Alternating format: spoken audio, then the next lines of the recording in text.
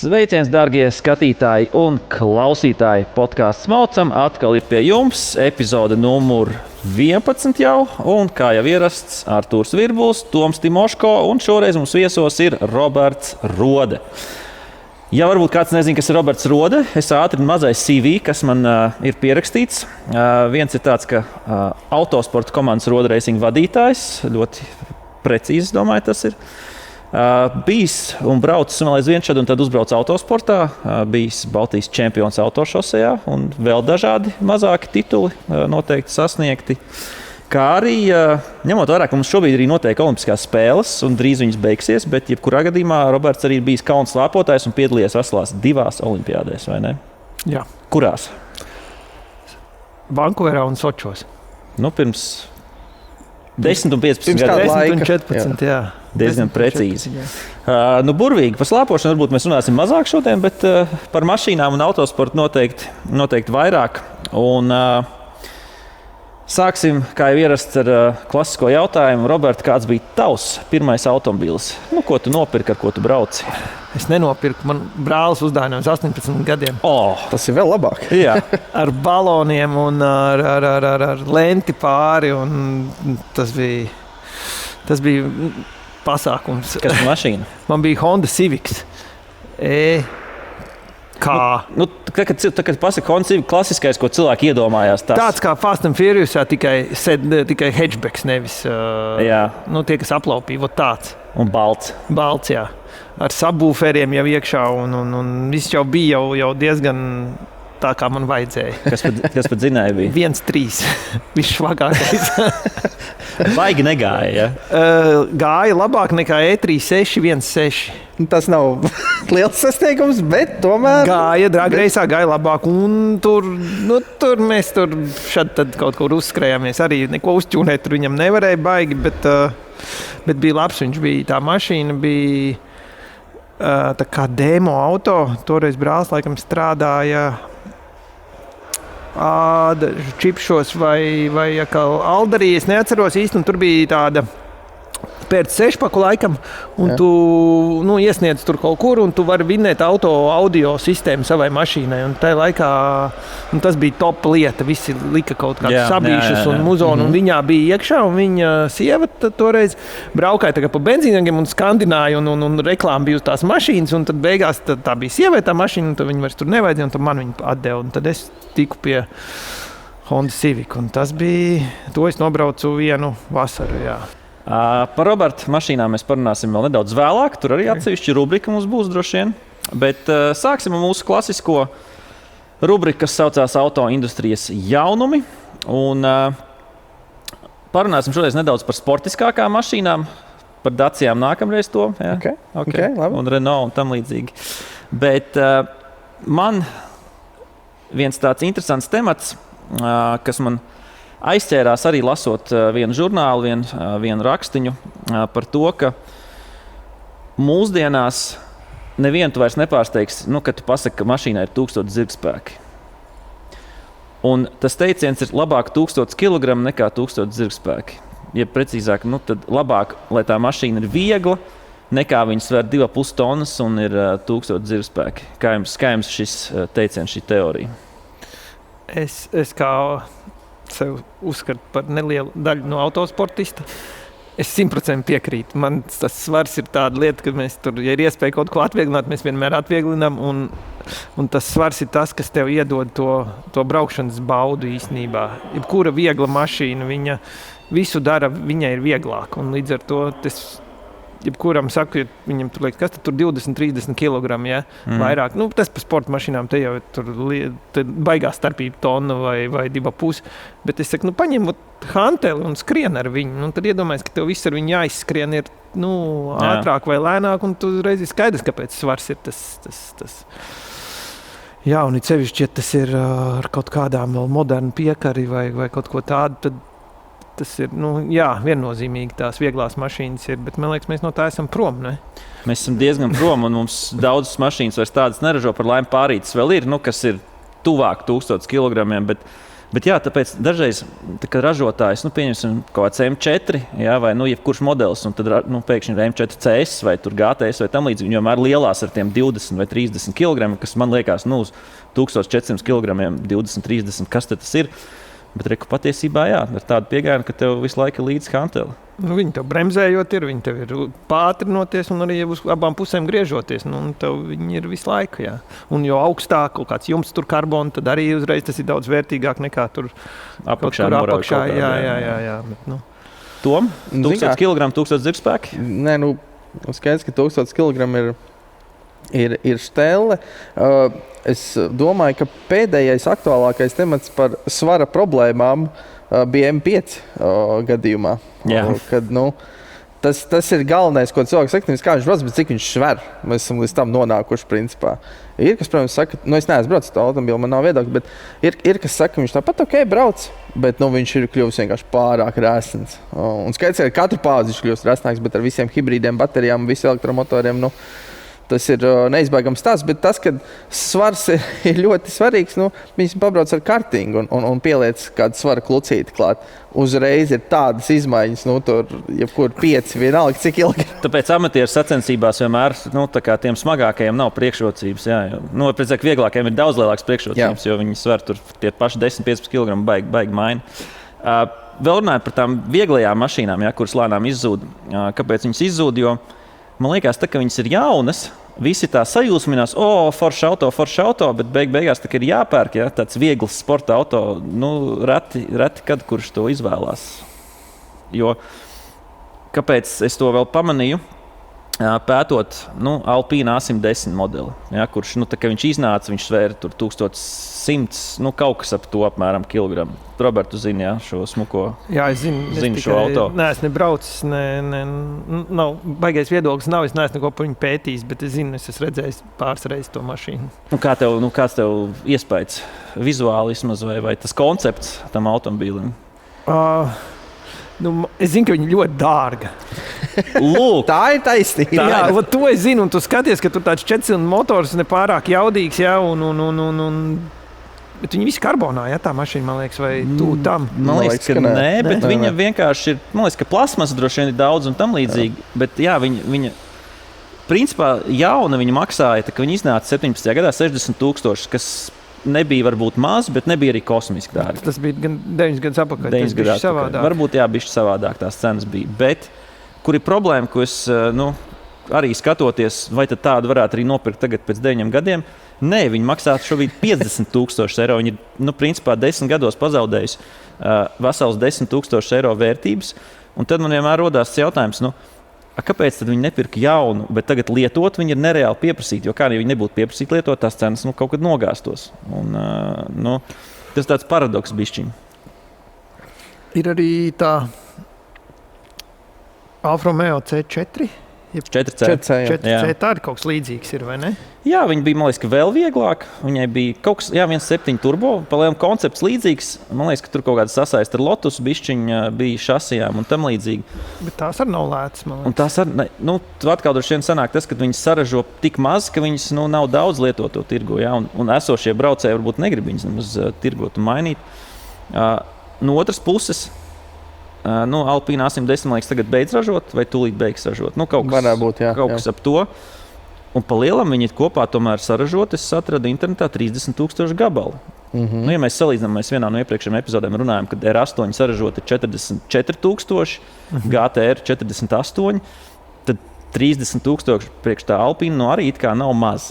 Kur tu viņas visas ir? Bet es viņas neredzu. Viņas ir saražotas, bet nezinu, kolekcionāri garāžās vai, varbūt pie mums tas tāds, labi, mēs bijām Nürburgringā un tur divas tas ieraudzīja vienā dienā. Tā kā nav tā, ka viņas, pie mums vienkārši viņas nav. Mēs to franču autobūvu esam uz jūs un tā kā. Jā, mums to franču autobūvu, mums ir aizspriedumi, vai ne? Jā, mums ir aizspriedumi, jā. Vēl joprojām. Diezgan nepamatot īstenībā mūsdienās. Bet, Man liekas, ka es esmu fans mazliet franču auto būvēju kaut kādā ziņā iekšēji. Es gribu būt fans. Jā, tas jau ir labi. Bet Tas ir daudz. es tikko biju Beļģijā un man iedeva Citroenu C3 Aircrossu, un man likās, es briesmīgāk auto braucis neesmu. Tā kā, Bet tas arī ir briesmīgs piemērs. varbūt, jā. Tas ir slikts veids, kā sākt sarunu vispār. Jā, varbūt, jā. Vācieši arī ražoja Trabantu, un Wartburgu. Tas arī nebija izcils mašīnas. Bet... jā. Frančiem ir arī labi piemēri. Jā. Varam palikt pie tā vismaz. Alpīna A110 ir viens no tiem. Tā kā jā, arī vēl viena mašīna, kur neskapēc nekrītās vērtībā un nevar viņu nopirkt normāli. Tas pats Porsche Caymans, kas principā tika uzskatīts par viņu tiešo konkurentu. Es tā paskatījos, pareiķināju, cik gadā tika saražots Caymans un cik A110, tad kaut kur 3,5 reizes vairāk Caymanu saražot, kas ir diezgan loģiski. Un, attiecīgi, Caymanu tu vari noķert jau tirgu to otro paudzi. Pirmā es neskaitu. Pirmā paudze, nezinu, man liekas, nav super izdevusies kaut kādā veidā. Vai vienkārši man personīgi nepatīk. Bet no 3,5 tūkstošiem eiro tu var dabūt līdzīga gada, kā A110 Caymanu. Caymanam vēl vienīgi ir ļoti spicas un foršas versijas. Kuras maksā vēl vairāk? Jā, bet tas gan bija žēl. Viņi vairs neražo, ja? Cayman? Vai Ražo. Ražo vēl, Nē, beidz ražot. Šobrīd tos parastos dzinējus beidz ražot. Tos top dzinējus vēl, man liekas, ražo, bet tagad jau atkal ir ieslēgta atpakaļ gaita. Es starp citu pat nesen lasīju vakar vai kaut kad, ka Porsche apsver, tas jaunais Porsche vadītājs, kurš iepriekš bija Ferrari un McLarenā, viņš apsver domu kancelēt elektrisko Caymanu un Boxsteru, kurus viņi bija plānojuši. Sāk tikai no sākuma ar viņu tikai elektrisku, un tagad viņi grib... Jā, viss pavisam, jo tas bija liels absurds. Taisīsim elektrisku Caymanu un Boxsteru. Tad, tomēr ieliksim to 6-cilindru, to 4.0 RS versijām. Vajadzētu arī taisīt tomēr arī parastos dzinējus, un tad beigās tad nokancē elektronu. Tāds pilns aplis. Man patīk, uz ko tas ir. Mums bija Kreitā 911 testi, un es tur satiku vienu tādu interesantu influenceru no ārzemēm, kurš GT4 RS brauc. Okay. Un viņš teica, ka viņi tāds klubiņš, kas tur brauc ar tām mašīnām, viņi tādu elektrisko vispār necik neizskat tā kā tālākā nākotnē. Bet es domāju, principā, lielākā tāpēc, daļa... ka tā mašīna, kā viņa skan, tas ir fenomenāli. Tu vari aizgriezt viņu līdz 9,000, un viņš tā kā vakumu tev sūc iekšā. Tas dzinējs ir, tas ir kaivs ar automobīlu braukt. Man ir bijusi laime arī izbraukt ar GT4. Tas, ko viņš starp 8 un 9,000 dara, tas ir mind-blowing. Jo to mēs braucām Čehijā, un tas ir tiešām neizmirstams auto, un tāpēc man nav tā kā, es nebrīnos par to, vai tas elektriskais vispār būs, vai viņu vajag un tā, jo iekšdedz tām auto noteikti vajag. Makanā tu saproti elektro, bet entuziastu mašīnās tas skaidrs, jo tas parādīts arī nevienam neinteresē elektriski hyperkāri. Sākot nebija plāns, ka Bugatti būs pilnībā elektrisks, tur sadarbojoties ar Rimac. Tagad viņai ir ielikts vai 16 vai 12. Tur, liels motors atkal ir ielikts. Atpakaļ pie GR86 un GT86. Jā, arī divas vieglas mašīnas. Es nesaprotu, kāpēc GT86 turās tā cena, un tam GR86 viņa tā kā... GR86 maksā tikpat, cik viņš maksāja pirms 3 gadiem jauns, jā. Vai tad? Jā. Man liekas, ka es te redzēju kaut kādus lietotus, tad tirgo pa lēto. Kaut kādas uzsistus ievests amerikāņus var dabūt kaut kur pa lēto, jā. Bet tādu tīra Eiropieti viņš maksā precīzi tikpat. Un labi, ka tu pieskāries, GT86 arī ir fenomens tās cenas, jo tā kā viņš iznāca pirms 14, 13 gadiem. Viņš maksāja 30,000 eiro. Tad likās, pēc 10, 15 gadiem būs mašīna pa 7. Super deals. Tas maksā 12 līdz 15, un pēdējo 3, 4 gadu laikā cena nav pa kripatiņu nokritusies. Tas arī parāda, ka jaunas tās mašīnas, es atceros, jaunas visas, es atvainojos, tā kā nolika. To GT86. Viņi neiet. Bet viņi jau negāja. Viņi arī neiet. Ja tu tā skaties, jā, bet, viņi ir jautri. Bet, viņi ir jautri. Labi, ne viss jau ir pātrinājumā, vai ne? Nē, nav. Protams, tas ir, kur tu brauc. Mēs, piemēram, tā kā viņi iznāca, mēs Zviedrijā viņi testējām pa sniegotu trasi. Jā. Tur ātrums nav liels, tur ir vienkārši šanslīds un roku treniņš. Tas tur ir forši. Bet tā, lai tu brauktu lielākā trasē pa asfaltu, nu, Jā. tas ir cits bišķi stāsts varbūt. Es redzēju, kad mums mano gonkās viens čals brauc ar viņu. 2. klasē un uzvarēja, jā. 2. klasē brauc un to pretī ir ķūnēts Hondas, kas iet. Taiper iet taču. Jā. Un viņš viņus varēja viņš tur turēja līdzi. Es nezinu, vai viņš uzvarēja. Viņš uzvarēja. Bet un ar stoku dzinēja tikai 8,5 un tur, tur zirdziņu klāt. Jā. Tur viņu arī baigi nevar, man liekas, uzķūnēt to motoru. Nu, tā vieta. Nevar, viņš atmosfēras divnieks. Jā, tā nav tā kā Honda, kur tur var riktīgi sabūvēt tā forši. Un kaut kā tas balans, tas reku pat biķerniekos. Tas nav kartiņtrases tāpatās. Līdz ar to, protams, pret kaut kādu M3 vai pret kaut kādu turboauto viņš neiet, kā viņš izskatās. Jā, bet tas balans, laikam visiem tiem autiņiem, kam tur tās turās cenas, ir superīgs balans, drīzāk nevis tur jauda vai kaut kas. Tas varbūt ir tas, kas viņus... Un to, acīm redzot, pēc tam novērtē auto entuziasti, jo piemērs arī kaut kāda Lotus Evora, ko Latvijā droši vien mums baigi maz cilvēki zina. Tom, tu zini, kas ir Lotus Evora? Es par to automobīlu neko īsti nezinu, es tikai zinu, kā viņš izstās, bet ar to aprobežojas arī man zināšanas. Nedaudz lielāks par Elīsi, jā? Jā. Kādu V6 motoru. Ar V6 motoru. Toyota 3,5 litru, līdz ar to ļoti uzticama mašīna. Kompresori, man liekas, un tur vēl kaut ko. Arī ļoti, ļoti labs auto. Un labi, šeit gadījumā, protams, viņi saražoja maz. Viņi saražoja pa 12 gadiem 6,000, kas, protams, nav daudz, ja? Bet arī te viņš jauns maksāja 70,000, un tagad viņš 15 gadus vēlāk maksā tikai 45.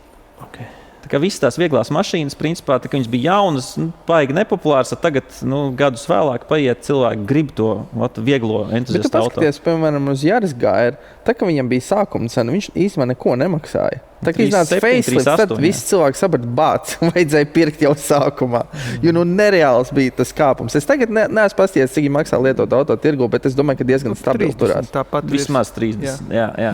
Tāpēc vajadzēja jau sākumā. Un arī rēķini, tas ir 4 gadus atpakaļ, viņš jauns maksāja 3,8. Give or take, es atceros, jo toreiz pirms Evo pirkšanas es arī apsvēru GR. Iedevu ļoti maz operatīvu atpirkumu, tāpēc viņi nopirka. Tāpēc, ka viņiem likās, ka Yaris GR kritīsies vērtība vēl straujāk nekā parastam Yarisam. Viņi kļūdījās, diemžēl. Viņi ļoti kļūdījās ar šo.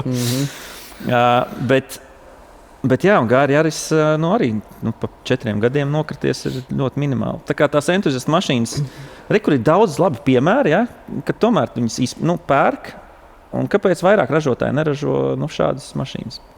Jā, bet tie visi modeļi ir tādi rēti modeļi, top modeļi. Labi, varbūt tie GR un tie nav tik traki, tie GT86. Jā. Bet tev ir baigi jāgrib kaut kāds Lotus Evora pa 70,000 2010. gadā, jā? Kad, man liekas, tas alternatīva tajā brīdī nopirka kaut kādu... 20,000 lētāku Caymanu, jā. Vai 10. Labi, tajā pašā ciprā, bet Caymanu visi jau pērk Porsche, tāpēc, ka tas ir uzticams... tu zini, ko tu nopērci. Porsche paliek Porsche. Porsche paliek Porsche. Tā kā mēs parunājam 20 minūtes gandrīz tikko par mašīnām, kuras neviens nepērk. Pērk vēlāk, jā. Un vēl viens, protams, vienkārši tās mašīnas, kaut kāda daļa vairs tādas nevar nopirkt jaunas, tāpēc varbūt tas pieprasījums pat viņām ir. Bet, labi, tas ir par šīm mašīnām. Tā kā mūsu visu viedoklis labāk 1000 kg nekā 1000 zirgspēku. Jo īsumā, padomā arī tās, kam jau daudz tagad gadi ir, nezinu, Honda S2500 tādas. Viņas ir jāmedīja ar uguni. Tā ir tāda pati mašīna. Vai RX8, es nezinu, kā tur cenām ir, bet tās arī ir maz. Pa super nemaz nerunāsim. Tās visi ir tik leģendāras un tagad tik dārgas mašīnas. Es nezinu, kā sākumā gāja ar tirzniecību viņām. Es zinu vienu ļoti vieglu mašīnu, kas ir ļoti lēta. Mazda MX-5. Jā. Viņi vēl projām var jaunu nopirkt. Jā. Bet neviens viņu nepērk. Maz. Mums nav klimats viņai. Mums nav klimats, bet viņa ir superīga mašīna. Jā, viennozīmīgi. Esot ļoti labi. Neesmu braucis, bet esot ļoti labi. Kartings superīgs. Jā, nav klimats. Nav klimats mums. Nav klimats, jā. Turpināsim. Nav ceļi. Nav ceļš. Nē, nu ir mums. Kļūst labāk, es tā teiktu. Ir pāris šoseis, mums ir forši, kur kaut ko jau var atrast. Vajag līkumots ceļš. Mums, Canyon Road mums nav tāda. Jā, un kaut kādi B-roadi vai kā Vācijā viņi saucās. Jā. Landesstrāse. Nu, lūk, labi, tas mums ir par vieglām mašīnām, kuras neviens nepērk. Tālāk turpināsim par sacīkšu mašīnām. Mēs esam maz runājuši par sacīkšu mašīnām, bet iznāca pagājuši gadu iznāca, šogad viņi sāks parādīties trasē. BMW M2 Racing, šāds viņš izskatās. Un interesantais fakts, tā ir, teiksim, tā entry level, jeb sākuma iesācēja, bet sākuma stadija, ja tu gribi nopirkt sacīkšu BMW no rūpnīcas. Un interesantais tas, ka mēs zinām, ka BMW M2, viņu var nopirkt ar ielas mašīnu, viņš nāk ar 3 litru 6 cilindru turbo dzinēju, 450, 500 zirgspēkiem un tālāk un tā joprojām. Bet tagad ir M2 Racing, kurā ir izņemts, nevis izņemts, bet nav ielikts trīslīgais, ir transplantācija veikta, ir ielikts 2 litru 4 cilindru turbo dzinējs no 230 BMW. Protams, tur palielināt jaudu, tur 245 zirga vietā ir 313 zirgspēki, bet tāpat 8 HP slavenā kārba, kas viņam vēl tur labs neregulējuma amortizatori, kas ir interesanti mūsdienu sacīkšu automašīnai. Tas nav baigi. Porsche kapam arī nav. Jā? Tas ir vienkārši, lai mazāk cilvēkiem ir. Jā, mazāk vajag inženierus un mazāk, lai visi brauc līdzīgi. Jā, tev viens setups brauc. Jā, viens setups ir. Svar viņš ap 1,5 tonu, kas vēl interesanti. Un tas pamatojums, kāpēc šīs dzinējs tika izmantots nevis M3, bet tas ir tas pats M3 arī dzinējs S58. Tāpēc, ka vienkārši lētāk, plus tā mašīna vadoties labāk, jo tas 4-cilindru dzinējs esot iestumts aiz priekšējās asas, tā kā tuvāk vadītājiem. Mazāk riepas tērējās, mazāk degviela tērējās, lētāk tas viss uzturēšanas maksas. Un tāpatās ar tiem zirgiem viņš tāpat skrienot ļoti labi. Bet cik tur tas cipars beigās sanāk? Ja cik maksā mašīna? Jā. Man liekas, 120 sākuma cena. 98 plus PVN. Tā kā principā 120 000 ieskaitot PVN. Kas it kā, protams, liekas kosmiski daudz. Ja mēs tā skatāmies pēc kaut kādām cenām, kad mēs tur varam nopirkt 325 kapu mašīnu par 15 000 autošoseis un tam līdzīgi. Tā vesela traileri varētu nopirkt. Jā, vesela komanda varētu nopirkt. Bet, ja mēs skatāmies relatīvi, tad slavenie TCR, kas agrāk bija diezgan populāri, mūsdienās jau maksāja 150 000 plus PVN. Nākamā pakāpe GT4 mašīna maksā 220 000, principā 130 vairāk gandrīz, plus PVN. Nemaz nerunāju par GT3, kas ir tā top klase, kur mašīnas maksā 400 un uz augšu. Tev, Robert, nosacīt, ir saskarsme ar šādu dzinēju bijusi, ar mašīnu, ne, bet dzinēju. Jaunais. Es varu uzreiz atbildēt, kāpēc viņi ir viņu ielikuši šo dzinēju. Tas ir viennozīmīgi vadāmība, lai tā mašīna nebūtu smagāka. Viņa noteikti savādāk būtu vēl smagāka un lai būtu tas fans. Un viņiem vajag to, tas ātrums ir pietiekoši. Tais trasēs, kur viņi brauc, tie 300 zirgi ir pietiekoši ātri, jo iepriekšējais ir M2 Competition vai kaut kāds viņš saucās, arī Racing vai Cup. Jā. Un tie bija iepriekšējās paudzes un ar 3 litru to motoru. Un sanāk, ka tagad būtu tā, kad viņi uztaisītu tādu pašu kā GT4 to mašīnu. Un tad būtu viņi ļoti tuvu tajam ātrumam, kā GT4, jo tā mašīna jau nav sliktāka. Un tu nevarētu vairs nevienam GT4 pārdot. Jā, tieši tā. Es domāju, ka tas ir arī tas loģiskais. Un es esmu braucis gan ar to, kas ir G20 ar šādu motoru, gan to M200. M240 kapiņš, laikam, saucās. Jā, bija pirms vēl M2 bija arī tāds. Jā, tas M2 nestrādāja, vismaz Nürburgringā, un tad es ar to abu izbraucu. Tam bija pilnīgi standarta tā jauda. Un viņš bija tāds, tā grieza bija liela, bet pēc tam tāds ļoti garlaicīgs, kāpēc tas motors bija. Bet šitas jau nav baigi interesantais. Viņi ir, tu brauc tā, tiešām ar griezi un pie 6 ar 6300, 500 pārslēdzies, jo tālāk nav jēgas griezt, un tad Jo tur zemāk ir vairāk bišķi boosts un bišķi labāk viņš iet vismaz mūsu tiem G20 kā pautiņiem. Motors ir ļoti labs, kārba ir ļoti laba, bet garlaicīga, jo tomēr tas ir automāts. Lai vai kā, visi saka, ka viņš tur ātri slēdzās vai ko viņš dara, bet priekš man nepatīk. Nav cirtiens. Nav tā kā sacīkšu mašīnā. Jā, nav cirtiens, nav... Es nezinu, tas ir automāts. Automāts paliek automāts. Jā, viņš... Tad, kad viņš tev aizslīd vai kaut kur, tas uz pedāli... Tu neesi savienots... Ar mašīnu. Tas motors nav savienots ar riteņiem 100% visu laiku vienādi. Un līdz ar to tev nav tā kontrola tik laba par... ja tur būtu DSG kārba, tas pilnīgi... tas tiem M2 un DSG, DCT, jā, tā ir mūsu mīļākā ātruma kārba, kas jebkad ir radīta. Tā kā tas ir saprotami. Kas man likās interesanti, ko es te rakstā vēl izlasīju, ka ir salīdzinoši zemi, tā sauktie running costs, ja cik tā mašīna izmaksā. Un, tur bija minēts no BMW puses, ka viss, ik pēc cik tev tur tiem kilometriem jārebildo, kur kaut kāds dzinējs, vēl kaut kas, un ieskaitot riepas, degvielu un bremzes, viņš maksā 8 eiro kilometrā. Tas ļoti lēti. Un mēs vajadzētu salīdzinājumu... Pareiķinām biķerniekos, tas būtu 8 reizes 4. Principā 30 eiro viens Apples biķerniekos tev tērējās tā mašīna. Protams, plus iegādes cena. Bet principā es teiktu, ka tas ir diezgan saprātīgi, ja mēs redzam, kādus kosmosa kuģus te cilvēku uz vietas uzbūvē, un tad viņš knapi 3 apļus nobrauc, un tu atkal rebildot zinēja par 10 000. Jā, tas ir viennozīmīgi. Tas motors iet. Viņš vienkārši iet, tad, kad mēs sākām būvēt tos G20... Trešā sērijas aktuālo BMW, ja kāds nezinu, kas ir G20, jā. Tie čaļi teica, ka tur 70,000 ar to pašu turbīnu, to pašu motoru Nürburgringā viņi brauc. Daudz 70,000 trases režīmā. 5 gadus pēc kārtas viņi saka, mēs neko nemainām. Viņš iet un iet, un viņš tā kā, labi, šitas... Tā kā vecais labais M50, viņš ir atgriezies. Viņš ir atgriezies, jā. Tā kā es domāju, tāpēc arī par jepām es nezinu, cik viņš tērē un ar kādām viņi tur, protams, brauc, bet... Kaut kāds Goodyears, man liekas, tur bija, bet... tā ir lēta cena, man liekas, es nezinu, cik maksā... Cik jums maksā kilometru? Es nezinu. Es reiķināju. Dažkārt labāk nereiķināt ir lietas vispār arī. Bet šī mašīna reāli kaut kur jau piedalās, vai?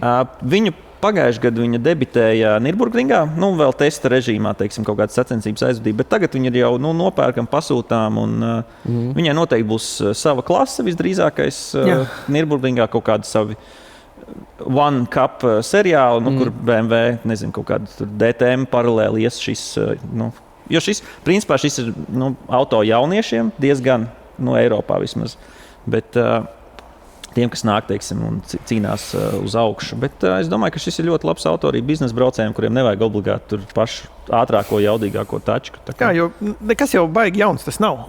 Viņš jau pirms tam bija M235 kap, bija M240, un tad bija tas M2 kap, kurš bija, tie čaļi teica, ka nav labs, kaut kas nav sanācis līdz galam, tāpēc atkal visi brauc vēl ar 240 to ilgu un dikti. Tad šis ir aizstājies. Tā kā es domāju, ka būs ļoti populārs, un es atceros arī kaut kādās Nürburgringas sacensībās vēl kaut kur pilns ar tiem 240, un 235. Un ļoti labs autos, starp citiem 235. Es zinu, var nopirkt. Var nopirkt, jā. Es ceru, ka jau būs pārdots, kad šī epizode ies gaisā. Labi, tas mums par sacīkšu mašīnām. Turpināsim tālāk lokāli Latvijā. Un es te varbūt samainīšu tēmas, jo varbūt kāds daļa no skatītājiem nezina, kas ir road racing, jo mēs sākumā tev iepazīstinājām kā road racing vadītāju. Varbūt tur izstāstīt, kas tā ir šosejas autosporta komanda, kā viņa radās, kā viņa ir izaugusi līdz tam, kad jums ir 5, 6, 7 mašīnas sacensībās. Radās ar to, kad es pats braucu ar savu Nissanu Gonkās. 700 zirgspēku. To lai bišķi mazāk varbūt. Bet... To var parunāt, pastāstīt, bet tā ir mājās būvēt mašīna. Bet... Mājražotājs. Zaļā karotīte. Jā, zaļā karotīte. Bet mēs vienkārši, pati komanda radās ar to, kad mēs ar Valdu uzbūvējam katrs pa vienai mašīnai. 325 Jā, tas bija tieši uz Covid laiks. Nebija ko darīt mājās, varēja būvēt garāžā mašīnā. Jā, bija kaut kā tā, kad es vēl tieši iepriekšējo gadu laikam braucu ar Nissanu un novinēju to čempionātu. Domāju, nākošais gadu jauna klase, un tad jāliec iekšā un braukšu ar abiem. Tā doma bija.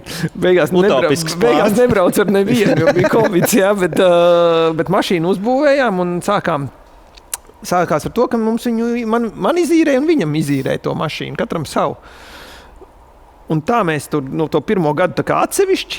Kaut kur blakus jūs tur stāvējāt. Jā, bet tā bija tā, kad man izīrēja Toms Bērziņš, kur mēs arī apkalpojām ar viņa mehiem nosacīti un mani. Un tā kā man nebija īsti nekas, tas bija viņa mehs. Tā kā sākām pavisam vienkārši. Un tad Valdim Čapkauskas izīrēja, ka pašam bija liela komanda ar TCR, un tad viņš pats gribēja ar te čempionātā braukt, un tad Valds bija prom.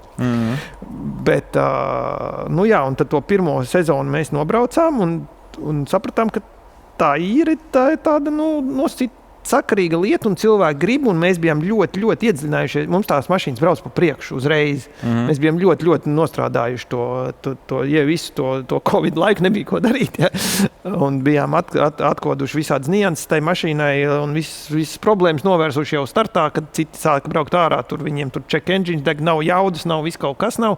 Šitais vanos, tas vanos, disavārsts un vispārējais. Jā, viņi uzzina, ka disavārsts kaut kāds ir, un tur ABS tur neiet, un kaut kādas kļūdas, un mēs jau tām visām jau bijām ziemā izgājuši cauri visām problēmām iespējamām.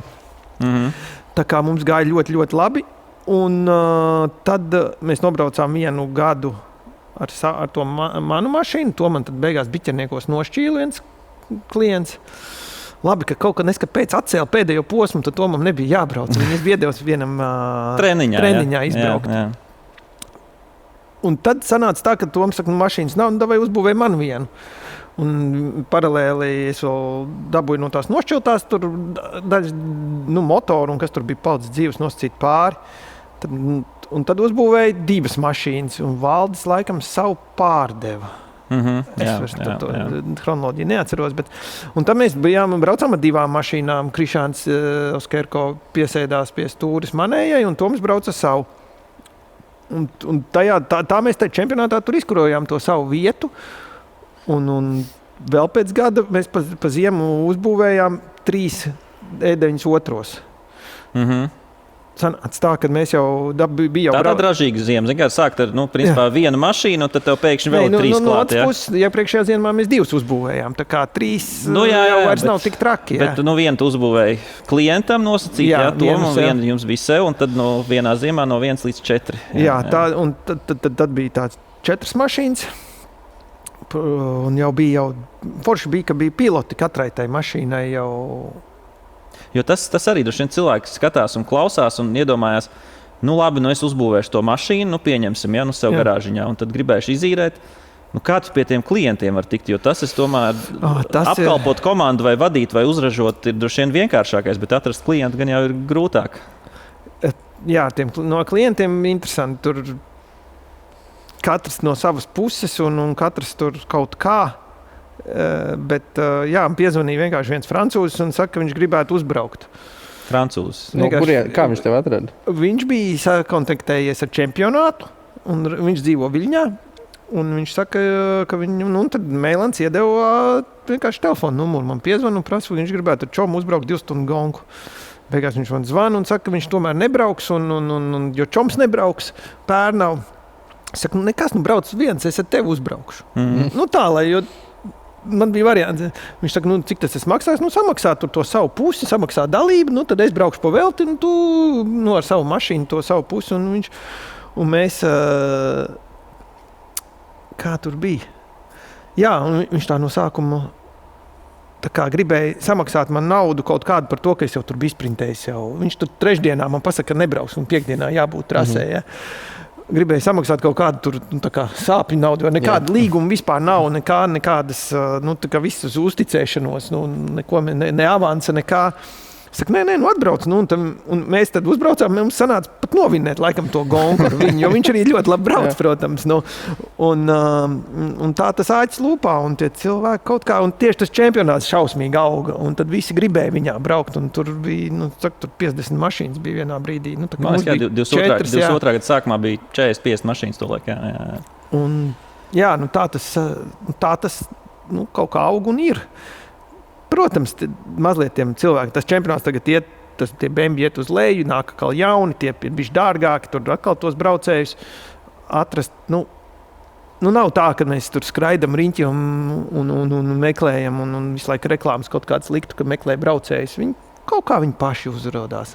Bet tu vari arī atklāt kaut kādu budžetu, kam tev ir jābūt gatavam kā braucējiem? Man nekā nav. Ja tev nauda ir? Tas aspekts, pieņemsim, ka man ir, bet cik man vajag? Tie ir tā ļoti abstrakti ieskicējot. Tad ir sākums no monogonkām, kas ir lētāks, tur nezinu, 1000 pa gonku, man liekas, apmēram. Tur atkarībā kura, ja, tur tie vakari.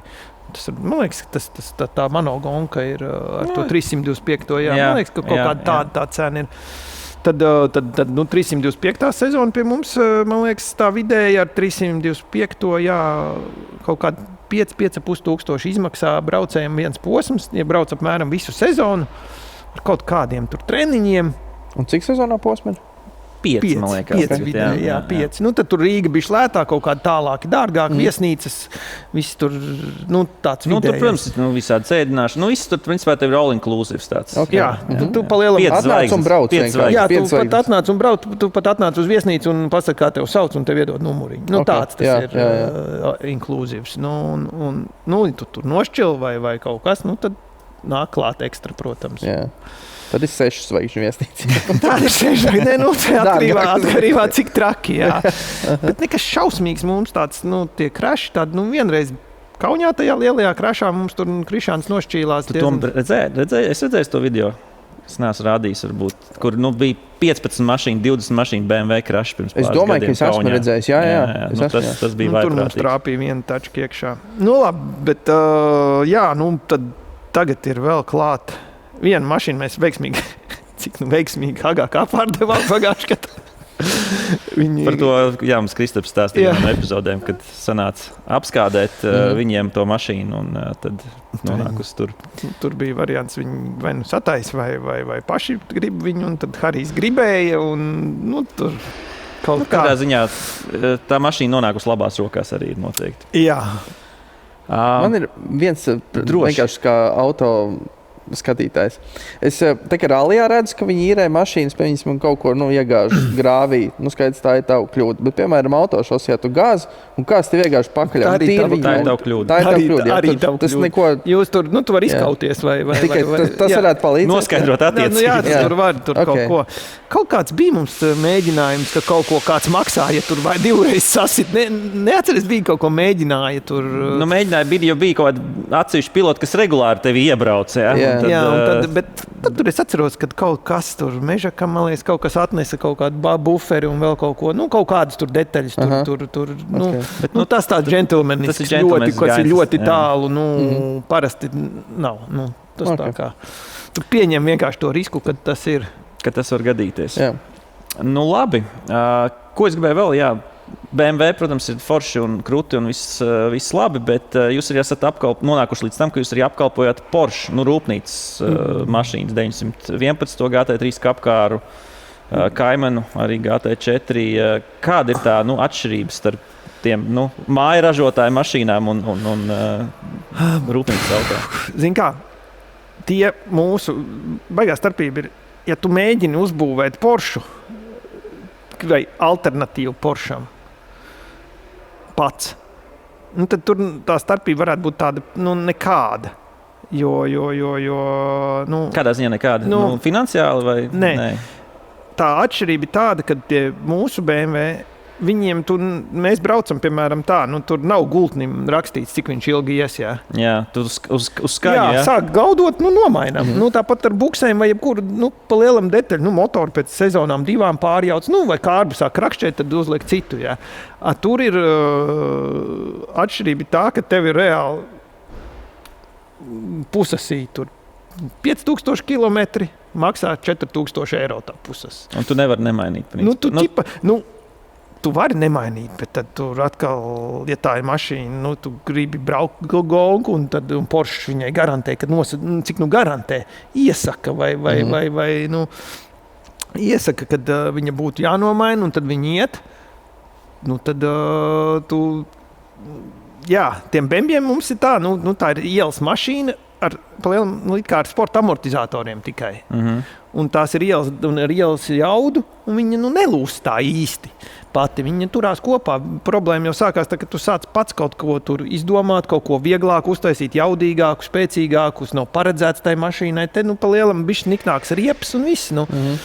Tā kā mums tie bembi kopā turās. Tā ir tāda labā ziņa. Ja būtu tur kaut kādām šķidrām, tādām mašīnītēm jābrauc, tad būtu daudz grūtāk. Tādā ziņā bet tā pieredze ar Porsche mašīnām darbojoties, noteikti interesanti. Jā, tur tiešām tur ir visam, katram mezam, katram viss ir uzskaitīts, viss ir viegli saprotams, visu var dabūt uz sitienu nopirkt, visticamāk. Tev nav jāved pie virpotāja un jāgaida 3 nedēļas, kad viņš atnāks no atvaļinājuma. Tavu nokāps no korķa. Jā, jo tu esi kaut ko izstrādājis. Tur jau ir inženieri izstrādājuši, notestējuši jau 30 gadus ar tiem Porschiem kapkāriem viņi brauc, ja? Un viņi jau visu zina, kas salūzīs, kas nesalūzīs. Tici tam tāpat. Un viņiem pat nosacīta garantija. Ja tev dzinējs ir apkopts laikā un ir taisīta rebildi, tad, ja tu viņu neesi pārgriezis vai kaut ko. Un pārkarsējis, kas viss logojās iekšā. Un mums sanāca viena pārdoto Porsche uz Ameriku. Un tur čalis teica, ka davai nolasiet man tos datus, mēs tur kabeli nevarējām dabūt. Tas jau bija kaut kāda 17. gada Porsche, tur kaut kāda vecā sistēma. Tur diezgan grūti mums sūtīja no Igaunijas vadu, lai vispār ieslēgtu viņu, tu pieslēgtos tam kompim klāt. Un tur rāda, cik procents tu esi bijis no tā virs. Tur 7,800, ko nedrīkst. Mums tur viņš vienreiz bija uzgriezts 7,810. Un tad viņš tur superē. Tur ir 9,000, tur ir rakstīts, ka engine rebuilds automātiski nestartē vairāk. Un tas var gadīties, un tev it kā liekas, kā tu tur vari, viņš neļauj it kā pārslēgties nepareizi. Tu slēdz lejā it kā, un viņš nav tā kā tu iespraud nepareizā robā. Bet tas var būt tā, ka tu brauc redlainā un kāds uzstumj pakaļ. Tevi pārgriež. Vai tu esi sagriezies, tad tā mašīna īsti nesaprot, kur tu esi, un tu tur slēdzies lejā kaut kur, lai jau sāktu atkal braukt, un arī var dabūt. Ir gadījumi, ka tu viņus pārgriež. Jā. Un tad vienkārši tu pieslēdz pie kompja, un tu to visu var redzēt. Jā, tu redzi, cik stundas. Bet visu vēsturi tā kā? Jā. Okay. Tu viņu nevar izdzēst to. Viņš, varbūt uz rumbulu atvedot kaut kur. Tu īsti nevar.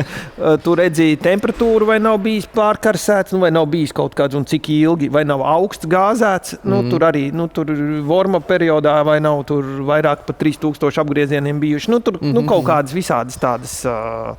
Bet tāda lieta ir tikai Porscham, ja? Es domāju, ka visiem. Gan jau, ka mūsdienu tām rūpnīcas mašīnām noteikti. Tas logojās. Man liekas, arī šitiem tas ar tu vienkārši tam tā viegli netiec klāt. Noslēdzot nedaudz par road racing vispār sacīkšu komandām, kas mums ir Latvijā. Jūs 5 gados esat izauguši. Līdz tur sacensībās jums ir 5, 6, 7 mašīnas citreiz, ja?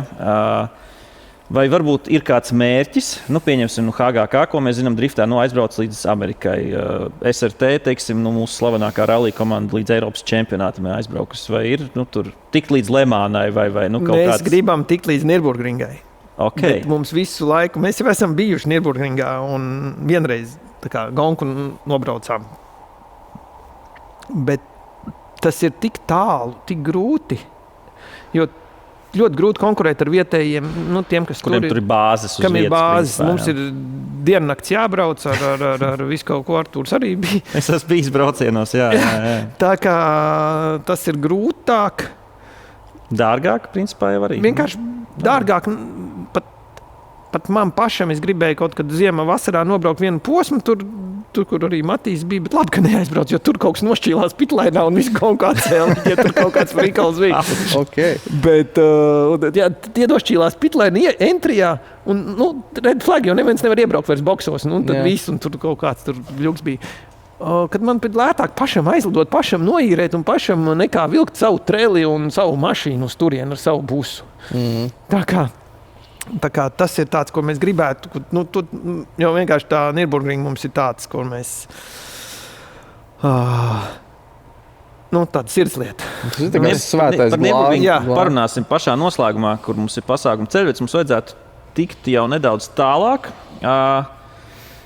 Es teicu, ka mēs parunāsim, Robert, par tavām mašīnām, tāpēc, ka tev īstenībā arī ir tāda interesanta kolekcija, sauksim viņu, vai mašīnu kopums, kas tev ir bijis vai ir.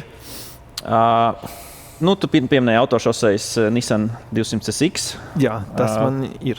Ir un braucošs pie tām. Jā, Pagājuši, kad pat sanāca izbraukt kaut kādu vienu sponsoru vizināšanu. 993 kabriolets tev ir bijis, Toyota A86, kas ir ļoti interesants automobīls, Datsuns 240 Z, kaut kāda Nissan 200. Un kaut kāds vēl vēsturisks mašīnas. Kur no tām visām, ko es tikko nosaucu, ir tev varbūt tāda, mīļākā vai foršākā, neskaitot sacīkšu mašīnu? Tā es zinu, ka tev būs vienmēr sirsniņā vistuvāk. Es domāju, ka zini kā, tam Toyota vairs nav. Toyota pārdeva. Pārdeva Toyota? Jā, vēl viņi tepat paliks Latvijā. Bet apsveic. Jā. Kā viņiem ar cenām ir? Es neesmu pasakojis vispār. Labi. Es nezinu, dārgi. Dārgi, okay. Un, zini kā, es sākumā biju, man ļoti grūti pārdot ir mašīnas. Es vispār gandrīz, es esmu dzīvē, 2-3 pārdevis. un nopircis daudz. Jā. Man grūti ar viņām. Labi, tur tādu reizkāru bembītī, kas ir šausējis, tur apdauzīs 10 reizes, tas tur vienalga. Ja? Bet tādu man žēl, es labāk, lai viņi man stāv un es neko ar viņu nedaru. Bet es sapratu, ka es ar to A86 neesmu braucis reāli 8 vai 9 gadus. Kopš minīšosejas laikiem. Kopš minīšoseja beidzās. Un man nav kur ne ar viņu braukt, ne vispār laika. Un viņai tāda bija, it kā ielas viņa braucam, bet viņa ir turbo bija jau un tur ātra un vienkārši nav laika. Visvairāk no tām mašīnām es tagad braukāju to Porsche.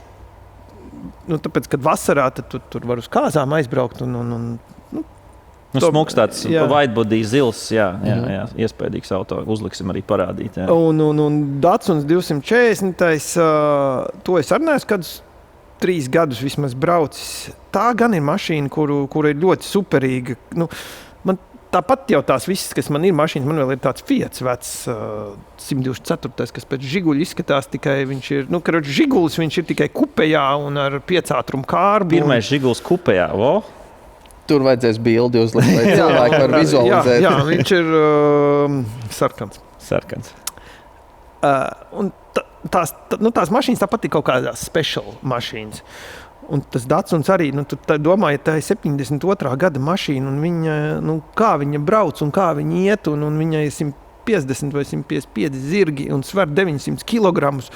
Viņa power to ratio ir labāks nekā daudziem mūsdienu auto. jā, un tev ir kaifīgs tām mašīnām braukt, bet tā problēma ir sevišķi tagad ir tas, ka tas autosports man ir tā kā darbs, kurš, tu aizņem brīvdienas, un uz trasi tu brauc ar busu, nevis jo tev ir kaut kāds reizkārs jāvelk, tā kā, nesanāk tā izbaudīt tās mašīnas visas, un tad es sāku tagad lēnām no viņām tikt vaļā. Ir pienācis tas brīdis. Jā. Bet Datsunam, man liekas, arī cenas diezgan veikli iet augšā, manuprāt. Man liekas, ka Roberts māca pareizajā brīdī viņus nopirkt. Jā, es ļoti veiksmīgi tās visas mašīnas es nopircis īstajos brīžos. Kurs pasniegt tāds? Investīcija kurs auto, jā. Par mašīnām, labi, tu saki, ka kaut ko pārdod. Vai ir kaut kādas mašīnas, kuras tu gribētu nopirkt? Tāds nezinu, realistiski vai sapņa vai kaut kas, ko gribētu vēl piepildīt? Zini kā, mēs jau visi skatāmies. Jā, mobīli daudz skatāmies, cenas skatāmies, ko. Bet nē, man tagad nav tā, es tā nevaru atbildēt. Tev vienbrīd Viper patika ļoti. Jā, vairs nepatīk. Tu izbrauc un nepatīk? Tas tā varētu būt bieži lieta īstenībā. Jā, Heroes, jā, tas ir, tā ir, man tas zilais Vipers ar baltām strīpām bija mans posterkārs un es izbraucu ar nākošo Viperu, te patās pie biķernieku, pie džapa pa teritoriju, un es sapratu, ka tas ir vēl sliktāks. Jā. Jo tas ir bišķiņ labāks, tas nākošais. Tur viņi jau tur tā tehnika vienāda tiem Viperiem, viņi tik pēc skata tur savādāk, jā, bet es sapratu, tā kā visi visu raksta, kā visos apskatos, ir tā 100% taisnība, ka tas ir traktors ar kaut kādu lielu motoru, kurš negriežās, kuram robi ir pirmais iet līdz 70, otrais līdz 140, un ar tādu griezi, ka tu ar to otro vari kā uzspiest, tā viņš spolē. Par to vadību es pat nesapratu. Tur viss ir ūdens tek iekšā, kad vaļā, kad tev ir durvis ciet, piemēram, viss ir nostrādāts, tik. Katrā ziņā uz viņu labāk ir pastīties. Jā, viņš ir tiešām tā kā skaists. Viens no tiem auto. Jā, es visiem teicu, tā ir tā kā skaista supermodeli, kura neko vispār citu nemāk. Tā tikai pa gabalu labi izskatās. Labs salīdzinājums. Jā. Nu labi. Esam parunājuši par autosportu, par mašīnām. Laiks ir mūsu tirgus izaicinājumam. Un šoreiz atbilstoši mēs paņēmām no skatītājiem vēlreiz. Ja, mēs mēģinām no skatītājiem paņemt viņu ieteikumus. Tā kā turpiniet sūtīt. Turpiniet mums sūtīt, ko jūs gribat, lai mēs meklējam. Un šoreiz mums ir hot hatch. No vairākiem skatītājiem bija komentāri par hot hatchiem. Un tur viens teica līdz 3000 un viens līdz 10. Mēs kaut kur tikāmies pa vidu. Meklējām hot hatch līdz 5000 eiro, kas ir, vajag ik pa laikam arī kāds saprātīgi budžeta mašīnas pameklēt. Man jau līdz 5 bija grūti atrast. Līdz 3 ir vēl. Līdz 3 nezinu, vai vēl, zin kā, cilvēki jau ir, protams, dažādi, un cilvēki ir, es, piemēram, es vēl to varu iestiprināt, tā mašīnām, es braucu ilgi ar vienu mašīnu, ģimenē mums ir ilgi mašīnas. Tā kā Andris Daugaviņš uz mūžu pērk, principā. Varētu būt, jā. Un es tam viņus varu sataisīt, bet tur nopirkt vecu Clio kaut kādu, kuram tur sāk elektronika pat zem 3000 tādu Clio. Es nezinu, vai vajag, ja? Vai viņš būs labs ikdienai. Jā. Tā ir pieredze. Zin kā, varbūt nevajadzēja. Evakuātors paziņas. jā, tāds, kurš strādā pa dienu, kurš vakarā, kurš pa nakti. Labi, ķersimies klāt. Kādas mums ir versijas izvēlētas? Es sākšu ar savējo vienu. Man ir 2 pat, jā, bet es sākšu ar pirmo. Jā, es kaut kā ļoti ražīgs šoreiz biju mobilē. Man ļoti labi gāja. Viņš nevarēja izvēlēties vienu, tāpēc izvēlēties 2. Jā, tā kā Tom tu nākamreiz arī var tā darīt. Labi. Klima.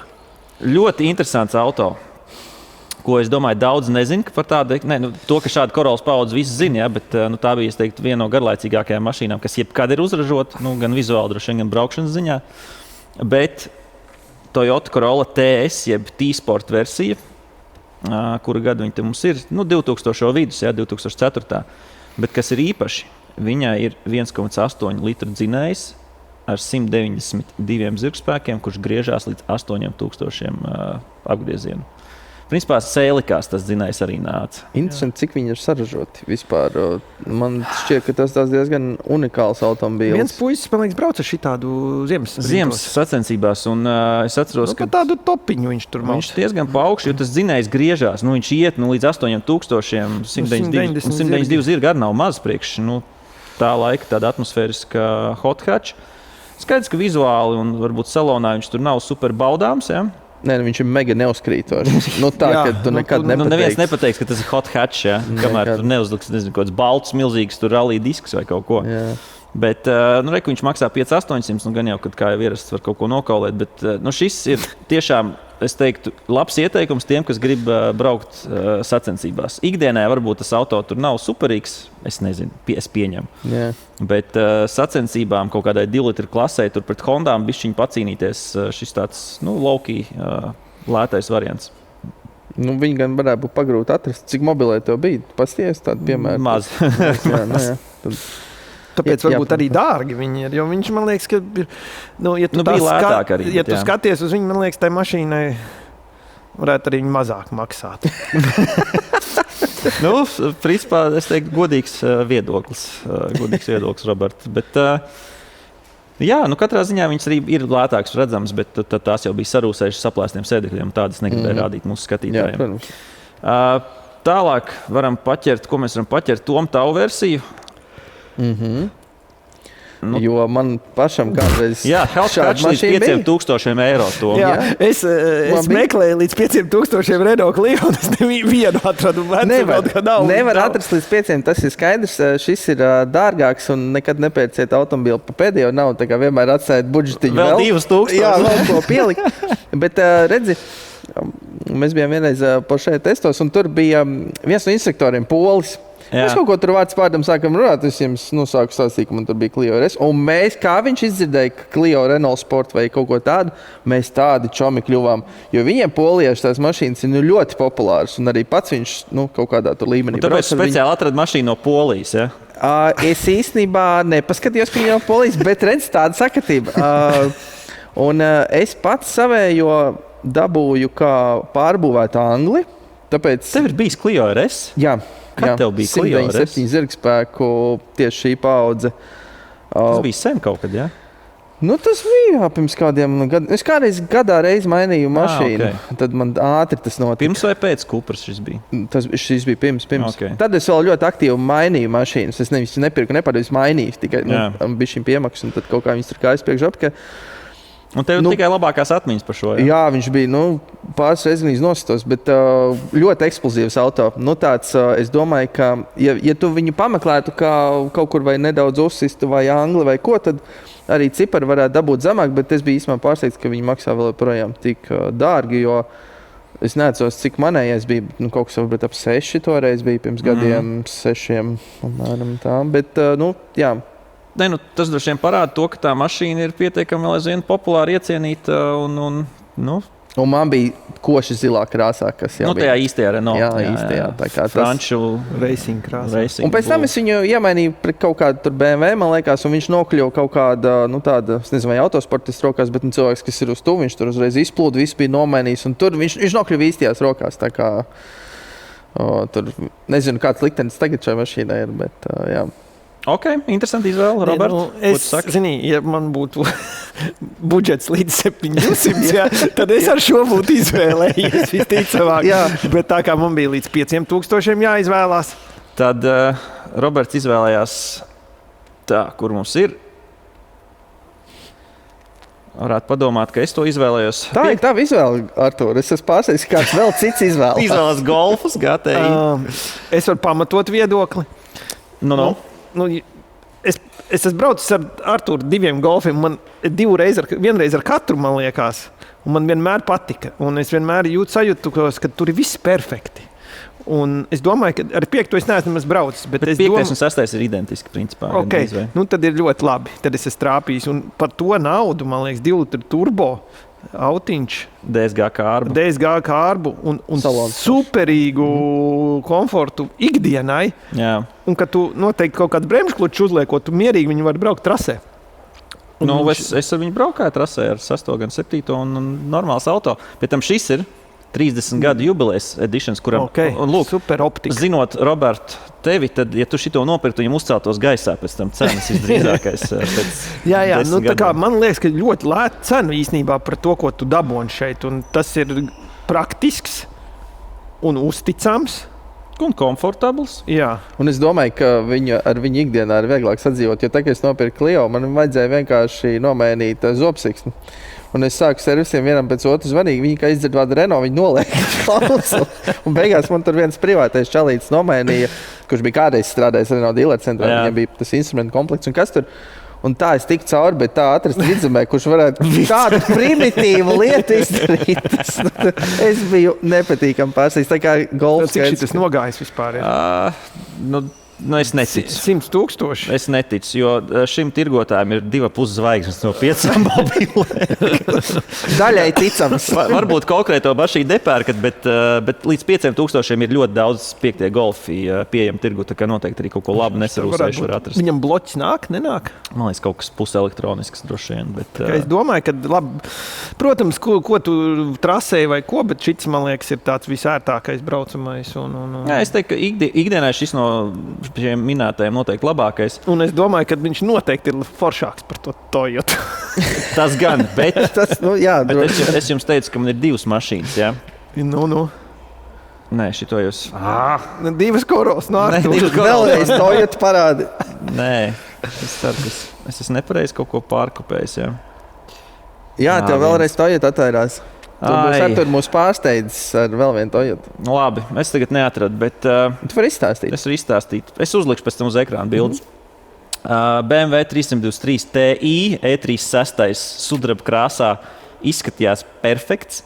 Maksāja 5,500 eiro. Atkal, Tas ir kompakts? Jā, kompakts, empakā, sudrabs. Viņš viss izstījās ļoti sterils. Es biju šokā, kad pa 5,000 var atrast.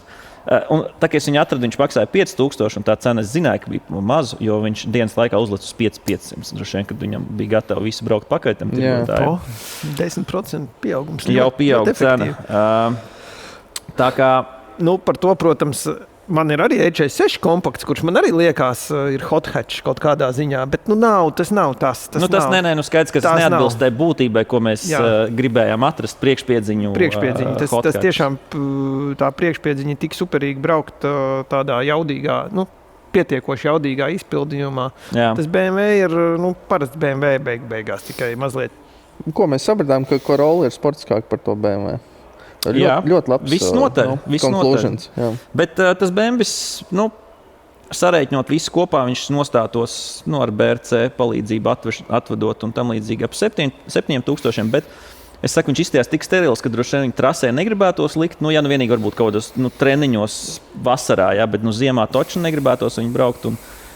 Visi vienmēr tos kompaktus apsmēja agrāk, bet tagad, ja tu redzi, ja būtu parādījies šāda kupeja vai sedans, tādā stāvoklī 323, viņš maksā 10,000, nevis 5, kā šobrīd šis. Tāpēc arī apsmēja. Katrā ziņā, ja jūs gribat labu E36, šobrīd var tikai kompaktus vairs dabūt saprātīgos ciparos. Gribēju teikt, ka noslēgumā, bet nē, mums vēl ir BRC nedēļas auto. Un tie, kas mūs tikai klausījās, tiem varam pateikt, ka tas ir spilgts sarkans mini John Cooper Works Countrymans, jeb JCV, kā viņš sauc.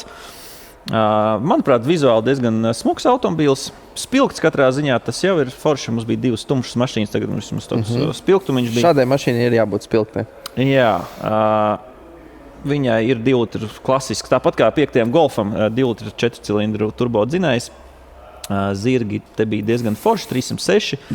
Viņš, protams, ir pilnpiedziņas, salīdzinoši maz noskrējis, 70,000 kaut kas tāds. Bet šim ir tas pats motors, kas tajā M2 turbo. M2 Racingā. Jā. Točni. Tur ir tas pats motors. B48. Šis ir principā budžeta versija tam. Principā, jā. 5 reizes lētāk. Atceries agrāk. Un ģimenei. Cilvēkam tur manā mašīnā tur F50, Ferrari vai kaut kur ir Formula 1 dzinējs. Manā mini ir M2 Racing dzinējs. Jauda tāpat. Jauda tāpat. Tā kā labs ģimenes auto. Es tā domāju, viņā pietiekami ok vietas. Ģimenes auto rodziņas, teiktu. Ģimenes auto rodziņas. Negribās pilnīgi garlaicīgi. Tur gan ir jāpatīk visam tam mini imidžam un tā. Tas arī nav visiem. Bet... Un mini interjeram, bet šim jau ir smukāks. Man pirmais Countrymans likās diezgan drausmīgs automobīls, bet šeit viņš jau kļūst tāds pieaugušāks un braucamāks un arī vizuāli. Un arī tie materiāli vairs bija bišķiņi mīkstāki, foršāki. Ikdienai feins aparāts, es teikšu.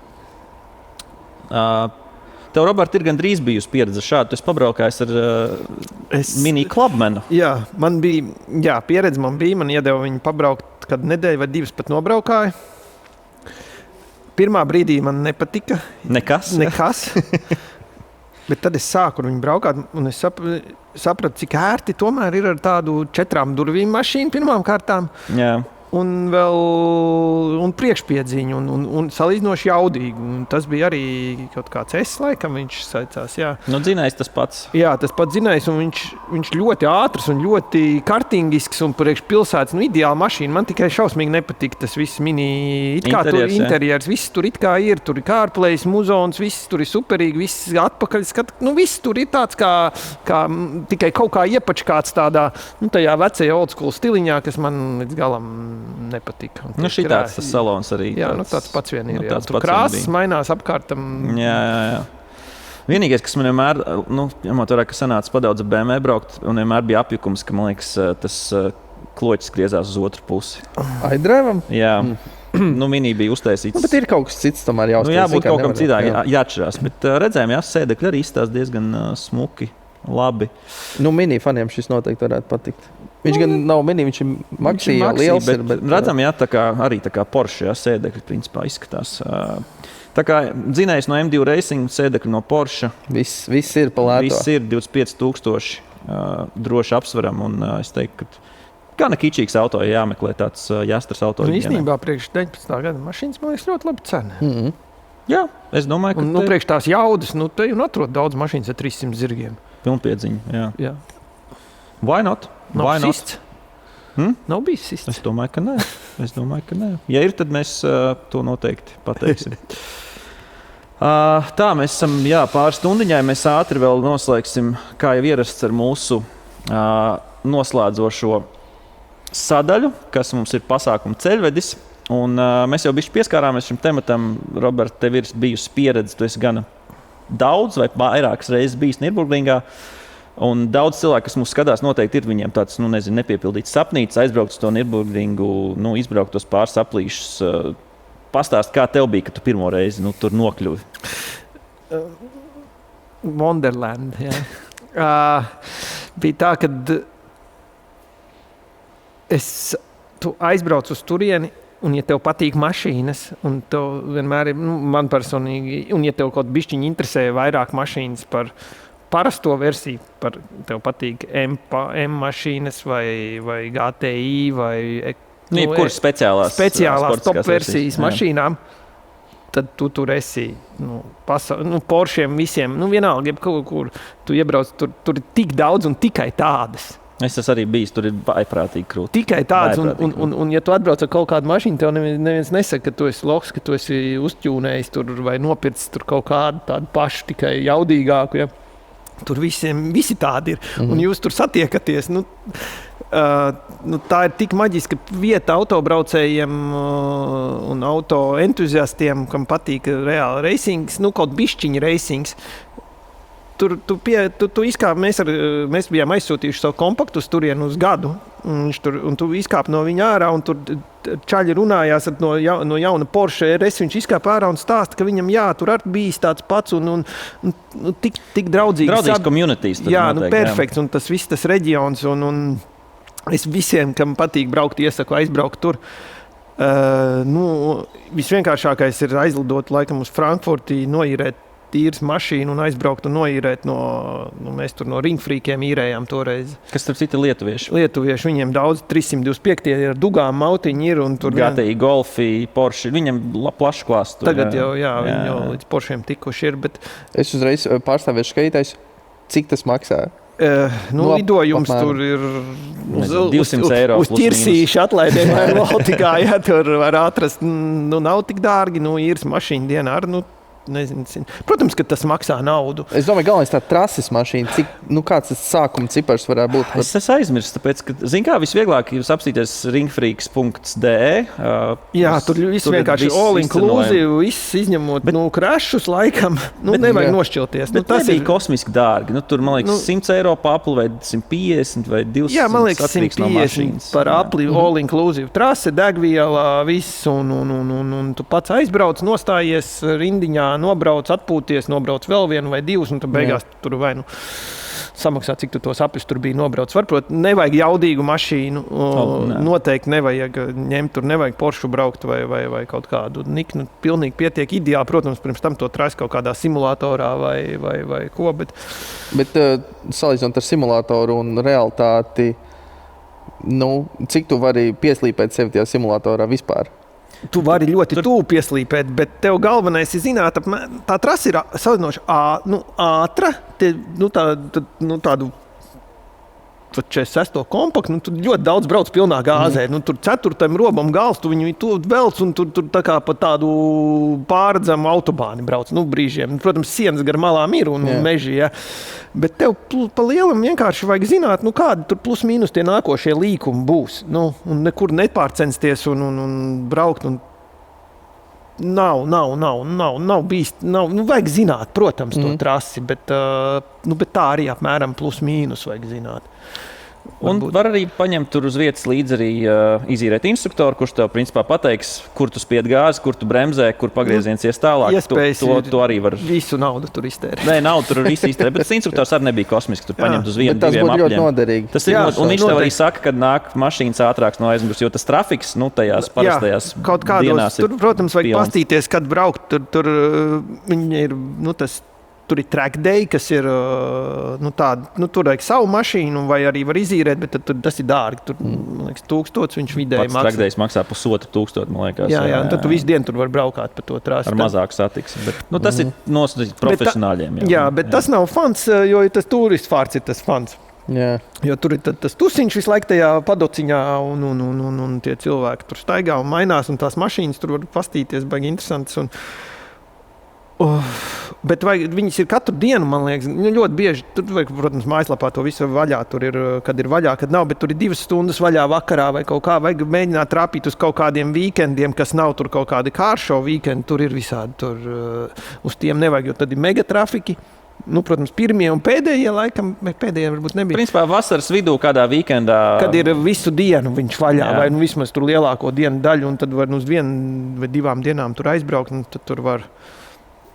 Bet var noteikti forši arī ar savu mašīnu, kādu roadtripiņu. Tikai viņai vajag salīdzinoši labas bremzes, labas riepas, un lai taču nenojūgs. Jo tas būs, ja viņi tev tur nojūgs trasē, tad tas būs dārgāk nekā īrēt kaut ko. Nekā uzlikt sākumā karbonlorēņu klučus un puslika riepas. Jā, protams, var aizbraukt arī pats, bet jārēķinās vidēji, tur ir 100–150 eiro par apli. Bet tas ir tā vērts, ja tev tas interesē. Tas noteikti ir tā vērts. Es esmu pāris apļus nobraucis, noteikti. Tu esi nobraucis daudz vairāk nekā es jau. Bet mēs pirmoreiz, kad bijām, mēs aizvilkām tur, tā kā uz gonkām, nevis braukt. Un tad es nobraucu 3 apļus un viss, un man bija āķis lūpā. Es atbraucu mājās, man bija, es sajūtos kā narkomāns. Es visu laiku, savu brīvo laiku domāju, kā lai es tur nokļūstu atpakaļ. Man nebija, ne par ko es citu nedomāju. Vairāk. Tu biji uz Nürburgringas adatas. Jā, es vēl esmu visticamāk, ka tagad bišķiņi mazāk, es pagājuši gan nebiju, kaut kā nesanāca. Bet tik līdz tu aizbrauks vēlreiz, jā, tā viss būs klapis. Un kā mums tas aizgāja, mēs aizsūtījām mašīnu uz turien, nolikām, lai viņi mums tur stāv, un mēs lidojām pie viņas, lai brauktu. Tas bija mans risinājums manai. Arī labi, jā. Tā kā, bet, jā, tas ir tur. Tā ir vieta, tā ir maģiska. Tas tā kā Mekka svētceļniekiem, kaut kas. Svētais altārs mums, principā. Jā, un tā lieta, ka tur tiešām, un tā vēsture, tu ieej kafejnīcā, un tur ir bildes no 30. gadiem, no 50. gadiem, kad tu redzi, ka tur Porsche pirmie tur kūleņo, un visas leģendas, tur auto F1, tur bija tāds virs padoka, vienā vietā bija rakstīts, Džekijs Stuarts bija tur, ja tev nepatīk Nürburgringa, vai tu tur neesi bijis, vai tu melo. Tā tur viss.